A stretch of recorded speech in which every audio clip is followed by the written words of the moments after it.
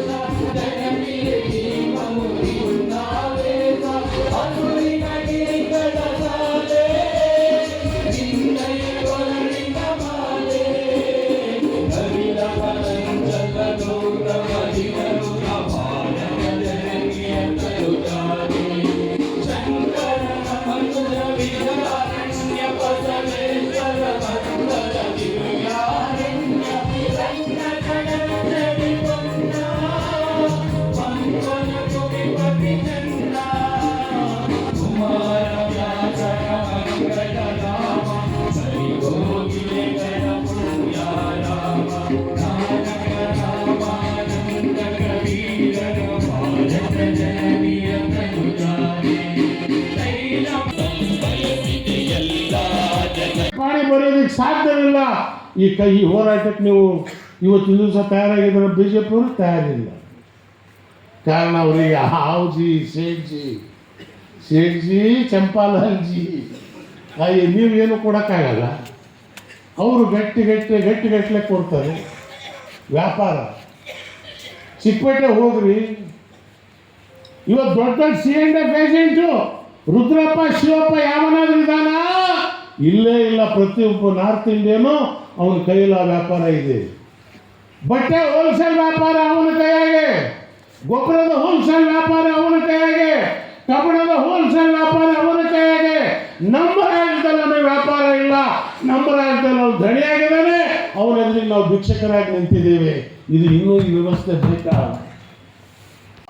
ಎಲ್ಲ ಗಾಂಧಿ ಹೊಡ್ಕೊಂಡು ಸಿಗರೇಟ್ ಹೊಡ್ಕೊಂಡು ಎಲ್ಲೇ ಸುತ್ತವ್ರೆ. ಪ್ರತಿ ಹಳ್ಳಿಯಲ್ಲಿ 5 ಅಂಗಡಿ ಇದೆ, 5 ಅಂಗಡಿಗೂ ಕೂಡ ಸರಾಪ್ ಮಾಡ್ತಾರೆ. 100 ರೂಪಾಯಿ ಸಂಪಾದನೆ ಮಾಡಿದ್ರೆ ಅಲ್ಲೇ ಕಾಕತ್ತಾರೆ. ಸಂಜೆ ಆಗ್ಬಿಟ್ರೆ ಯಾರು ಹೆಂಗಾಯ್ತು, ಯಾರು ವಕೀಲಿಗರು, ಯಾರು ಅಡ್ಡಿಗಳು, ಯಾರು ಎಸಿಗಳು ಗೊತ್ತೇ ಆಗಲ್ಲ. ಹಂಗೆ ಓಡಾಡ್ತಾ ಇರ್ತಾರೆ. ಮದುವೆ ಮಾಡೋಕ್ಕಾಗಲ್ಲ. ಹುಡುಗರೆಲ್ಲ ಹಿಂಗೆ ಆಗ್ಬಿಟ್ಟವ್ರೆ. ಆ ನಿಟ್ಟಲ್ಲಿ ಇವತ್ತು ಈ ಟೀಮಲ್ಲಿ ಕೆಲಸ ಮಾಡ್ತಾರೆ. ನೀವು ಮುಂದಿನ ದಿನದಲ್ಲಿ ನಮ್ಮ ಜೊತೆಗೆ ನೀವು ನೆಮ್ಮಬೇಕು. ನಾವೆಲ್ಲ ಜಿಲ್ಲಾಗಳು ಟೂರನ್ನು ಮಾಡಿ 3 ವರ್ಷ ಟೈಮ್ ಇದೆ. 3 ವರ್ಷದಲ್ಲಿ ಕರ್ನಾಟಕ ರಾಜ್ಯದಲ್ಲಿ ಕಾಂಗ್ರೆಸ್ಗೆ ಬಿಜೆಪಿ, ಬಿಜೆಪಿಗೆ ಕಾಂಗ್ರೆಸ್ ಮತ್ತು ದಳ ಅಲ್ಲ.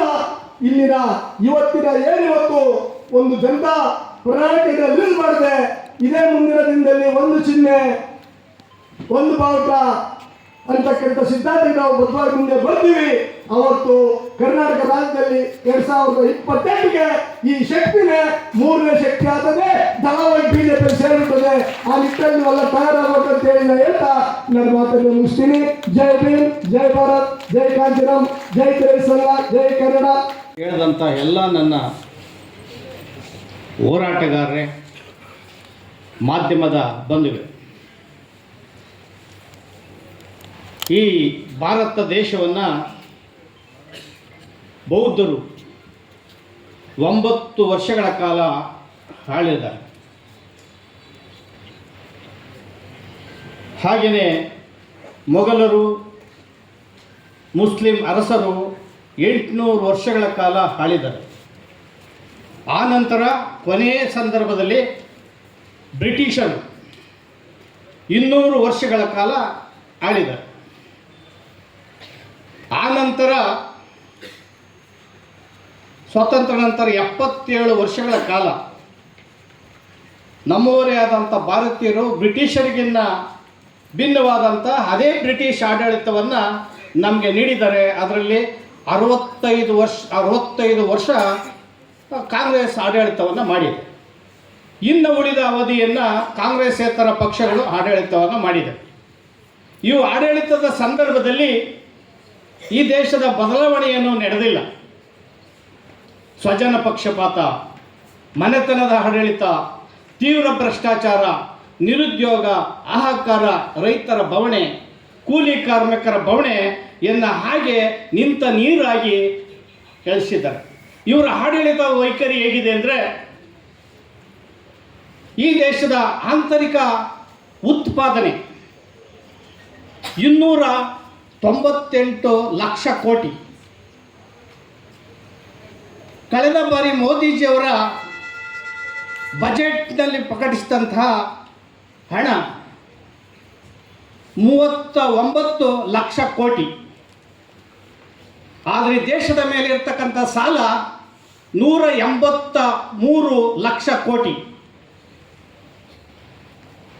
ಅದರ ಸಾಲವನ್ನು ತೀರಿಸೋದಕ್ಕೆ ಪ್ರತಿ ವರ್ಷ ಕಟ್ಟಂಥ ಬಡ್ಡಿ 11.5 ಲಕ್ಷ ಕೋಟಿ. ಅಂದರೆ GDPಯ 18.2% ಲಕ್ಷ ಕೋಟಿ. ಕಾರ್ಪೊರೇಟ್ ಕಂಪ್ನಿಗಳ ಸಾಲವನ್ನು ರೈಟ್ ಅಪ್ ಮಾಡಿರೋಂಥದ್ದು ಮೋದಿಜಿಯವರು 15.5 ಲಕ್ಷ ಕೋಟಿ. ಆದರೆ ಈ ದೇಶದಲ್ಲಿ 9 ಕೋಟಿ ಮಕ್ಕಳಿಗೆ ಒಪ್ಪತ್ತಿನ ಊಟ ಇಲ್ಲ. 12 ಕೋಟಿ ಮಕ್ಕಳು ಶಾಲೆಯಿಂದ ಹೊರಗಡೆ ಉಳಿದಿದ್ದಾರೆ.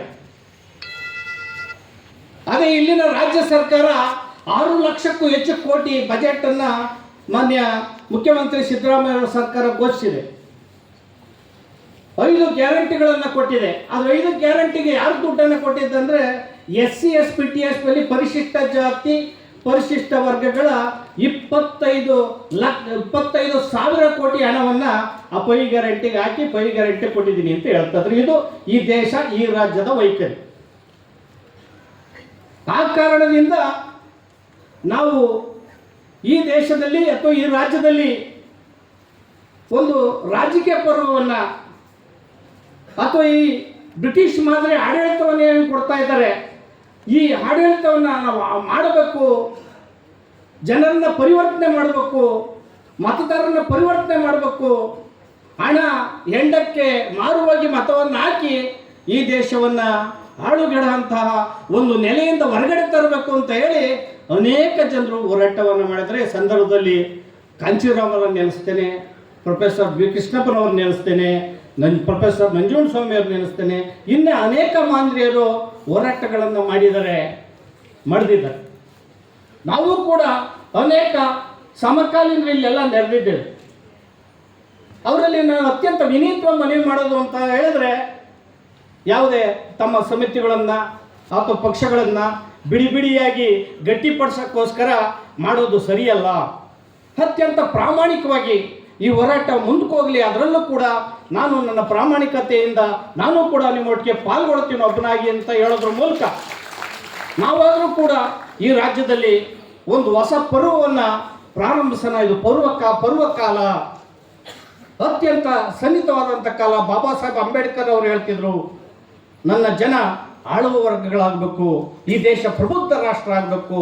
ಗೋ and write in on our wall, you shall be the rulers of India independent. ನಿಮ್ಮ ಮನೆಯ ಗೋಡೆ ಮೇಲೆ ಬರ್ಕೊಳ್ಳಿ, ನೀವು ಆಳುವುದಕ್ಕೋಸ್ಕರ ಹುಟ್ಟಿದ್ದೀರಿ ಅಂತೇಳಿ ಅತ್ಯಂತ ಭರವಸೆಯಿಂದ ಅಂತಹ ಅನೇಕ ಸಾಲೆಗಳಿದ್ದ ಮಹಾಂದ್ರಿಯರು ಕನಸನ್ನು ಕಂಡಿದ್ದಾರೆ. ಆ ಕನಸನ್ನು ಸಾಕಾರಗೊಳಿಸೋದಕ್ಕೆ ನಾವೆಲ್ಲನೂ ಕೂಡ ಹೋರಾಟ ಮಾಡಬೇಕು. ಆ ಬದ್ಧತೆ ನಮ್ಮಲ್ಲಿರಬೇಕು.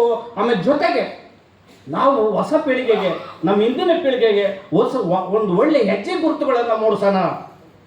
ಒಬ್ಬರು ಅವರವ್ರ ಮುಖಗಳನ್ನು ನೋಡ್ಕೊಳ್ಳೋ ರೀತಿಯಲ್ಲಿ ನಾವು ಮುಂದಕ್ಕೆ ಹೋಗೋಣ. ಯಾವುದು ವೈಷಮ್ಯ ದ್ವೇಷಗಳನ್ನು ಇಡೋದು ಬೇಡ. ನಮ್ಮ ವೈರಿಗಳು ಯಾರು ಅನ್ನೋದು ಗುರುತಿಸ್ಕೋಬೇಕು. ಈ ದೇಶದ ವೈರಿಗಳು ಯಾರು ಅಂತ ಗುರುತಿಸ್ಕೋಬೇಕು. ಈ ರೈತರ ವೈರಿಗಳು ಯಾರು ಅನ್ನೋದನ್ನು ಗುರುತಿಸ್ಕೋಬೇಕಾಗಿದೆ. ನಾವು ರೈತರ ಭಾವನೆಯನ್ನು ನೋಡಿದರೆ ದೆಹಲಿನಲ್ಲಿ 100 ಜನ ಧರಣಿ ಮಾಡಿ ತೀರೋಗ್ತಾರೆ. ಅವರಿಗೆ ಅನೇಕ ಬ್ಯಾರಿಕೇಡ್ಗಳನ್ನು ಹಾಕಿ, ಅವ್ರ ಮೇಲೆ ರಬ್ಬರ್ ಗುಂಡುಗಳನ್ನು ಚೆಲ್ಲಿ, ಕಬ್ಬಿಣದ ಸರಳುಗಳನ್ನು ಹಾಕಿ ಬೇಲಿಯನ್ನು ಹಾಕಿ ಅವ್ರನ್ನ ಹೋರಾಟವನ್ನು ತಡೆದಂಥದ್ದು ನೋಡಿದ್ದೀವಿ. ಇಲ್ಲಿ ರಾಜ್ಯದಲ್ಲಿ ನರಗುಂದದಲ್ಲಿ ಗೋಲಿಬಾರದಂಥ ಸಂದರ್ಭಗಳನ್ನು ನೋಡಿದ್ದೇವೆ. ಅನೇಕ ದಾಳಿ ದೌರ್ಜನ್ಯಗಳು, ರೈತ ಸಂಘಟನೆಗಳು ದಲಿತ ಚಳವಳಿಗಳ ಮೇಲೆ ನೂರಾರು ಕೇಸ್ಗಳನ್ನು ಹಾಕಿರುವಂಥದ್ದನ್ನು ನಾವು ನೋಡಿದ್ದೇವೆ. ಗೋಲಿಬಾರ್ಗಳಾಗಿದೆ, ಲಾಠಿ ಚಾರ್ಜ್ಗಳಾಗಿದೆ. ಇಂತಹ ದಿನಗಳು ಮುಕ್ತ ಆಗಬೇಕಾಗಿದೆ. ಆ ಒಂದು ದಿನ ನಮ್ಮ ಈ ವೇದಿಕೆಯಿಂದಲೇ ಆರಂಭ ಆಗಲಿ. ಅಂತಹ ಸಂದರ್ಭಕ್ಕೆ ಎಂತಹ ತ್ಯಾಗ ಬಲಿದಾನಕ್ಕೂ ನಾವು ಸಿದ್ಧರಾಗಿದ್ದೇವೆ, ಬದ್ಧರಾಗಿದ್ದೇವೆ ಅಂತ ಮಾತನ್ನು ಹೇಳೋದ್ರ ಮೂಲಕ ನನ್ನ ಮಾತನ್ನು ಮುಗಿಸ್ತೇನೆ. ಜೈ ಭೀಮ್, ಜೈ ಭಾರತ್.